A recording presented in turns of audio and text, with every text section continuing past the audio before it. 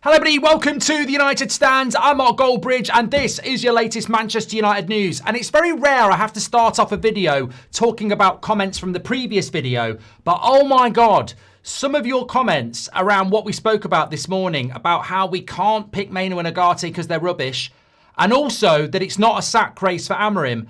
I think some people need a bit of a wake-up call. It is about opinion, get yours in below, but oh my God. I mean, like, first of all, why is picking Ugarte and Mainu a bad thing? Why would you stick with Casemiro and Bruno, who were on the pitch for that absolute pile of turd on Monday night? Where's your accountability? Where's your standards? You can't just say, well, I think they're better than those two. I mean, surely we've not gone that low that we'd rather stick with rubbish than give other people a chance. That's accountability, that's standards. And also it's so important because if you stick with those players, they know there's no accountability and they'll do it again.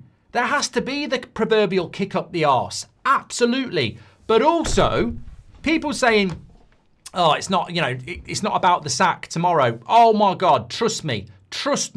If results go the wrong way for us tomorrow, i.e. Liverpool win and we lose, it's all on Amorim. It's all on Amorim. And also, look at it like this.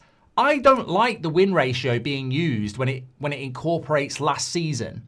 But if we don't win tomorrow, because a win ratio is about winning, so even a draw tomorrow, a draw or a loss tomorrow, and his win ratio this season in the Premier League is 38%. If you include Grimsby, it's about 35%. So if he draws against Palace tomorrow, his win ratio is still 38%. And if he loses, it's 38%. So that's for this Premier League season. So if Slot wins tomorrow and takes the pressure off himself, and Amorim loses tomorrow and has a 38% win ratio in the Premier League after 13 games, I'm with you. I don't think he should be sacked, and I don't think Ineos will sack him, but that is appalling. And I don't include last season. I don't like to include last season. Some of you do.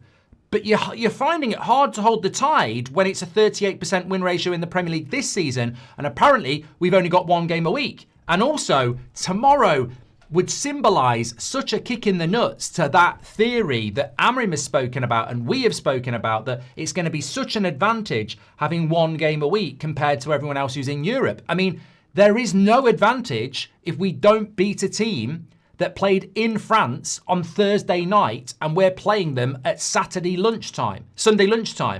Like, if we don't win tomorrow, that whole having the whole week off to prepare argument is dead.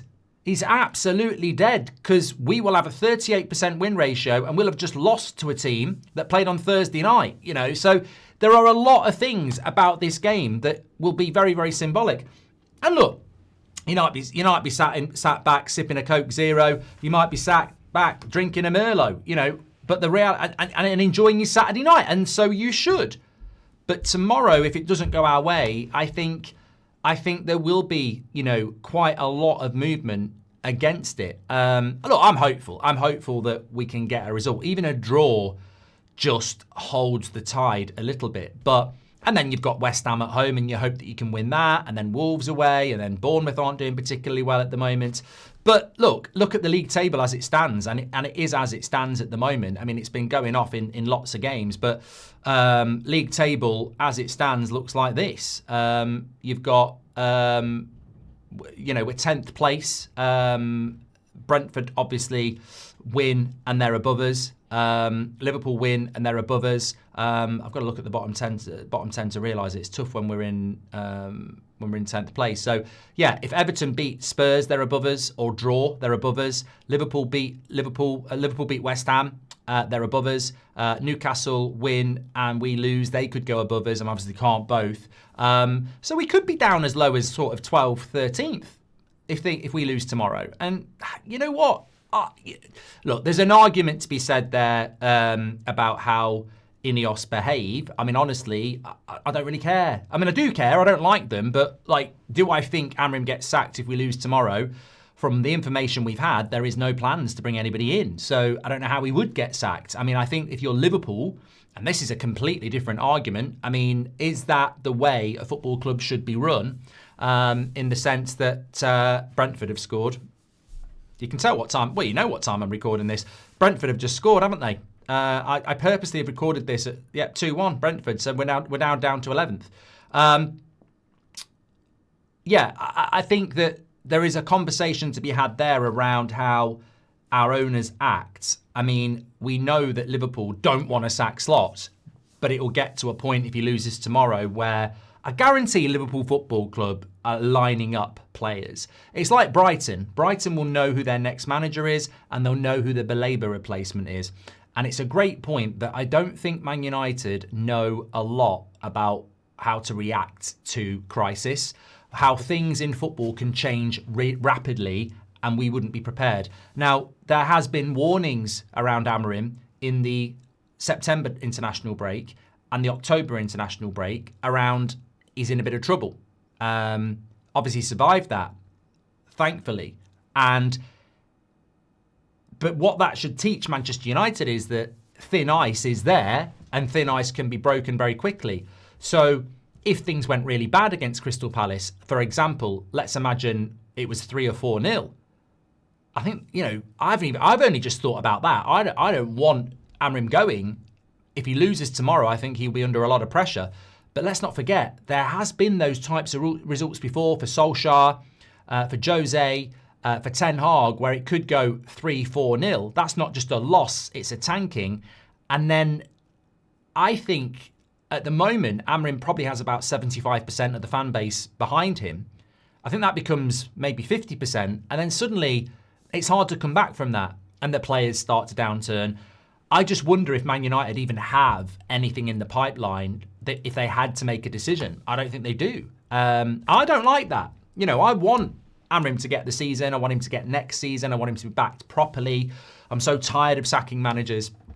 But I also believe that a well-run football club is about having options lined up, having, things lined up. If Sesko gets a really bad knee injury and he's out for 10 months, we would have to move in January. Do you feel that Man United... I don't think we run the football club like that. I think there's plenty of evidence that we don't run the football club like that. And I think that's shocking. And I think that is an indicator of just how bad we are as a football club beyond the manager and beyond the players. I genuinely think that if Bruno Fernandes broke his leg and was out for 6 months, I don't think we'd have a plan in January.